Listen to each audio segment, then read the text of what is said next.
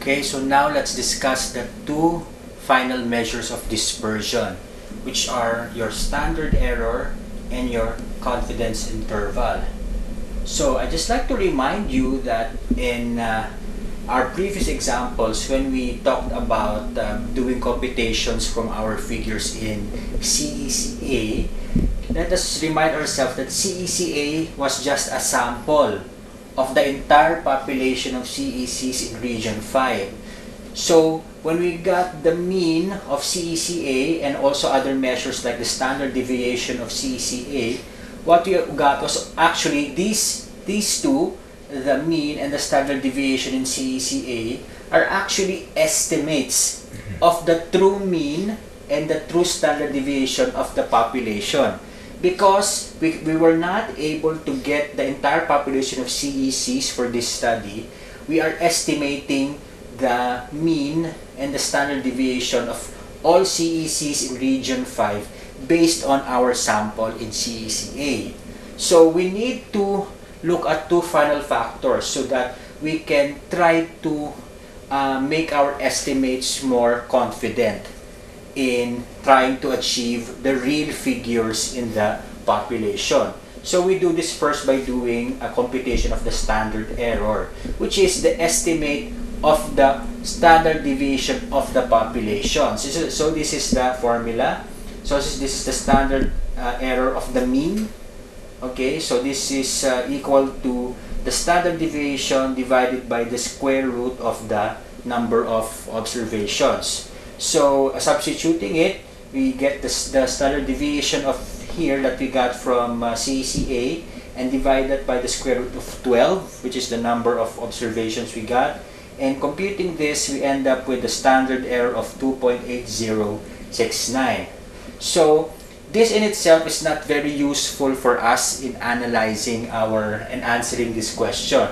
So we need to use this to get the confidence interval. The confidence interval is a measure that is being used in statistics to indicate the reliability of our estimate of the mean, right? Because we are saying that the mean that we got from CECA is 26, but obviously this is not the true mean, right? The true monthly mean in all CECs in Region 5. So we are saying, where is this mean located, with respect to the other means of all CECs in Region 5. So, by convention, usually statisticians seek for what they call a 95% confidence limit, right?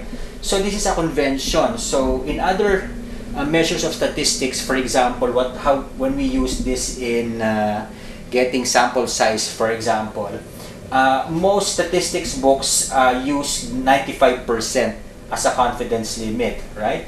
So in getting this, we use this formula. So this is the mean plus or minus your standard error times 1.96. So 1.96 is another constant.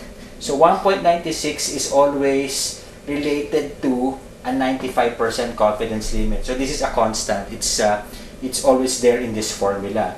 So again, this is a plus or minus thing, which means that we can get the upper and lower limits of the confidence interval. So substituting that, it's 26, which is our mean, sample mean, minus, okay, let's start with minus 2.8069, the standard error, times 1.96, and then we get the upper limit. So we use addition now, 26 plus the product of 2.8069 times 1.96. So the results are the lower limit of the mean monthly number of customers in the entire region is 20, and I'm just rounding it off, 20, and the maximum limit, okay, maximum limit of the mean of all monthly customers in Region 5 is 31.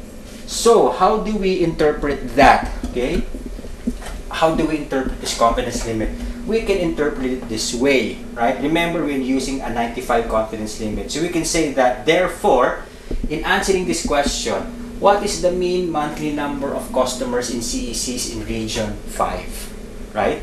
So we can say that we are 95% confident that the mean or average number of monthly customers in all CECs in Region 5 is between 20 and 31. Okay? So there is a range. Again, because we are just estimating the true value. So it means that the true mean monthly number of customers for Region 5 is somewhere between 20 and 31. And we can say that this range is true with 95% confidence. Or if you look at another way, we are only looking at a 5% error rate in our conclusions. Okay? So this concludes our lesson on measures of dispersion.